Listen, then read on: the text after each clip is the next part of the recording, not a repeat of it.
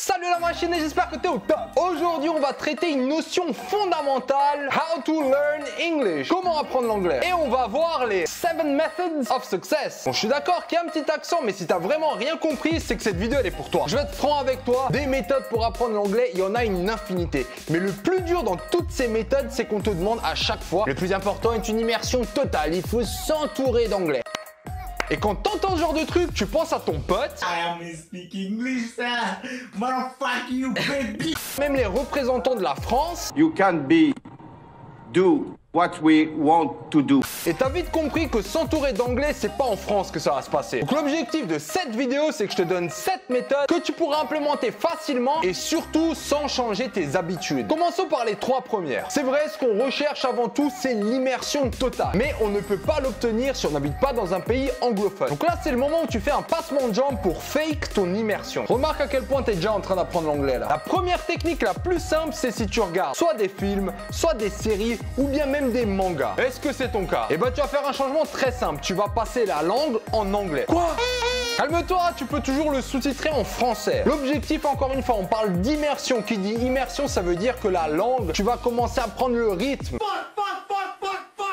Donc le but c'est de se faire bombarder par l'anglais. Si tu regardes pas mal de films, de séries ou même des mangas, tu peux le faire en changeant tout simplement la langue. Est-ce que toi actuellement tu regardes par exemple une série sur Netflix? Si c'est le cas, commence par la regarder en anglais et tu la sous-titres en français. C'est la première étape. Ensuite tu vas la regarder en anglais et la sous-titrer en anglais. Ça va te permettre, même si tu comprends pas tout, de pouvoir lire ces mots en anglais et les noter quelque part pour pas les oublier. Et la dernière étape c'est de regarder seulement en anglais. Mais à ce niveau là c'est que tu vas déjà plus gérer. Donc si t'es chaud pour mettre en application la première étape, mets-moi en commentaire les films ou les séries ou même les mangas que tu regardes et que dorénavant tu vas regarder en anglais. Parlant de commentaires, ça serait cool que tout soit en anglais. Alors, juste une petite parenthèse pour les mangas, je vous conseille de les regarder en japonais, de les sous-titrer en anglais et de prendre des notes dès qu'il y a des mots que vous connaissez pas. Deuxième technique, toujours dans le but de garder l'immersion et de faire ça de manière marrante, ce que je te conseille vraiment de faire, c'est de choisir une ou deux chaînes YouTube. Prends une thématique qui t'intéresse, que ce soit la technologie, le maquillage, les chaînes la casse, peu importe, tu la suis et tu vas voir que ça va être plus simple parce que c'est un sujet que tu connais déjà un peu. Et puis si c'est aussi une grande chaîne, souvent tu as les sous-titres qui vont avec. Au passage, si tu suis déjà une chaîne anglaise qui est stylée, balance-la dans les commentaires avec la thématique, comme ça si les autres ils s'intéressent aussi,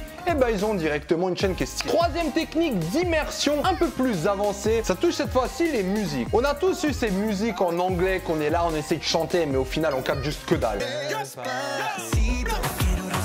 Merde, c'est de l'espagnol. Et bien exactement cette musique qui te sort pas de la tête, au lieu de la chanter n'importe comment, prends-toi quelques minutes et lis les paroles en anglais. Ça va d'une part te familiariser avec plus de vocabulaire en anglais et d'autre part tu vas aussi encore une fois travailler ta compréhension orale. Dans la même direction que les musiques, je peux aussi te conseiller des petits articles journaux ou bien même plus avancés des livres. Et ce qui nous mène, comment développer rapidement et de manière efficace son vocabulaire. Technique numéro 4, les connecteurs dans une phrase. Quand j'ai vraiment commencé à maîtriser tous les connecteurs dans une phrase, j'ai vraiment commencé à avoir des progrès immenses, que ce soit à l'oral, mais aussi à l'écrit. J'appelle ça connecteur, mais c'est de manière générale tout ce qui va te permettre de faire avancer, créer un mouvement dans ton histoire. Je vais te mettre en description une vingtaine de connecteurs qui vont vraiment te servir. Conseil numéro 5, apprends tout simplement les 100 verbes les plus utilisés. Quoi? 100?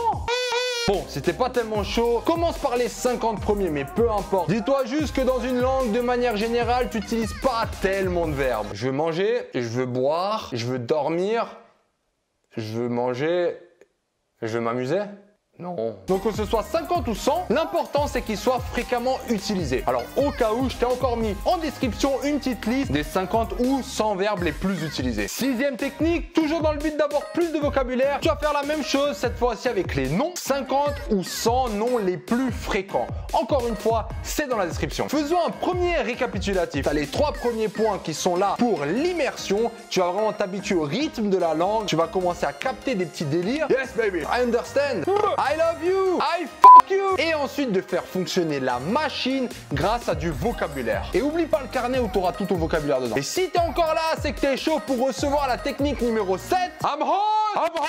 Celle que tout le monde redoute, il s'agit de l'expression. Alors j'ai pas la prétention que tu vas aller dans la rue, te chercher un pote anglais et commencer à lui parler en anglais, sachant que tu fais même pas ça en français. Mais c'est pour ça que l'homme a créé le portable. Outil qui te permet d'accrocher n'importe quel individu, même si tu te dessus. L'idée c'est de faire connaissance avec une personne qui aime l'anglais et qui partage aussi un centre d'intérêt en commun avec toi. Et ça c'est important, sinon tu sauras pas quoi lui dire. Essaye de trouver une personne soit directement sur un forum, soit dans un espace commentaire d'un site. Et une fois que tu as trouvé ton âme sœur en anglais, le plus simple c'est que vous mettiez une routine. Parlez-en au moins une fois par semaine, comme ça vous savez que tiens, dès que cet événement ou si arrive, tu vas te tourner vers cette personne et tu vas écrire en anglais. Alors là il y a un petit truc que j'ai toujours voulu faire. If you like this video, please make sure to give me a thumbs up. If not, et n'oublie pas de subscribe et de share à tous tes amis. I love you mom.